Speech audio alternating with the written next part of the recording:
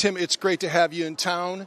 I feel like I know you. You and I were just talking about this because of our relationship with Flip Saunders and Ryan Saunders, Calvin Booth, all the connections that we have basketball-wise. So how much did that relationship help you to make a decision to come here to Minnesota?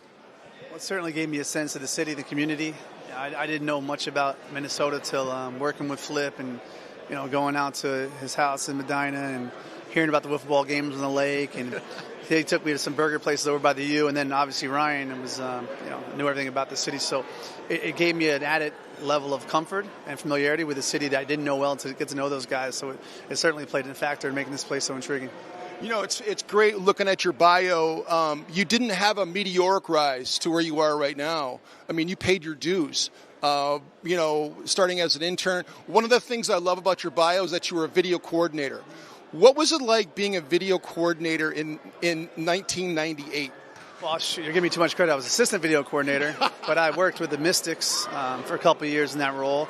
There was a lot of deck-to-deck, a lot of writing down times and names. We had to I remember vividly we had to send VHS tapes every night to Hoop One, an outfit out of New Jersey. So we kind of laugh now how it's just point and click, and those guys still work their tail off. But it was a different time. It was a great way to learn the game. It was a great way to see how teams operate, and it was so much fun. I think that one of the things that I like about that too is that you kind of know the realities as an executive. I think when you talk to coaches, and that's one of the things that precedes you too, is your great relationship with your coaching staff. And having that background of not skipping steps along the way has allowed you to really understand from that side of the front office.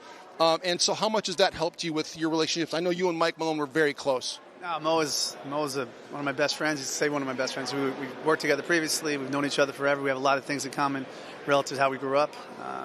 But I think, look, it's any industry. It's not unique to basketball. You don't want to micromanage. You want to hire and empower people.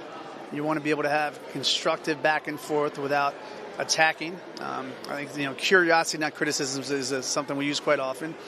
And then you cross your fingers. It's not an exact game. I know this coaching staff and our front office is going to work as hard as possible to ensure we build a special team. Sometimes luck's not on your side. There's injuries. The ball comes in and out. The bounces of the game, they're inevitable. But I think if we do that every single time out, I think the results will follow. And I think most importantly, you really you have to trust who you work with and kind of get out of their way. Who are some of your biggest influences and mentors? Because you've been around. I mean, obviously you're in Washington. You went to New Orleans and you were with Del Demps there, and of course in Denver. But talk about influences as a young man. I know you come from a big family as well. 4 brothers and 2 sisters. Some of your biggest influences. Yeah, I mean it's cliche. It's mom and dad for sure. Seeing their ability to allow us to chase these dreams that aren't always sensical. When you're working for free for 4 years and you're busting tables, or you're working at a sporting goods store and you still got a mom and dad say, just keep grinding. If you want to do it, it'll work out. Professionally, I've been blessed to, Wes Unseld, Sr., obviously Michael Jordan, Ernie Grunfeld, Calvin Booth, Arturas Karnisovas. Josh Kroenke has been an unbelievable mentor, friend, and leader.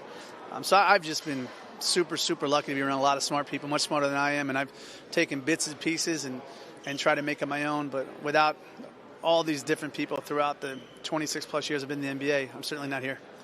26 years is a long time. I think that we can all, both as fans, broadcasters, front office, players, coaches, these last 3 years they've been difficult. They've been strange. It's been unorthodox. I think that, obviously the bubble, and then, a season with no fans in the stands. And this past year where there were so many injuries, especially in the Western Conference, the Western Conference is going to look a lot different next year. What's it going to take for a team like the Minnesota Timberwolves to get a deep playoff run? What do you think this team is missing? But in general, what does it take to get to that level? I think the most important part is you got to learn to win.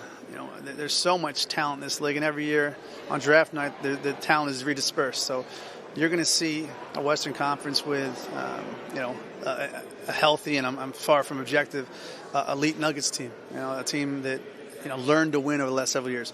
You look in LA and see what it looks like when you have Kawhi back. You see Portland. You look at New Orleans. God, the job Willie Green did there the second half of the season. So there's no safe harbor here. Again, as I mentioned in the press conference as well, we can't assume there's going to be a linear path to the T-Wolves. We have to be realistic of where we are and how we can get better. And we have to understand that we can control what happens in this building and the Target Center.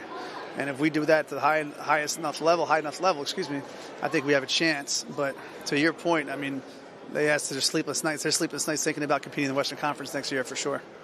Well, Timmy, congratulations. And we are really excited and honored to have you here. So best of luck. We'll be seeing you down the road. And thanks for being on with us. So appreciate you.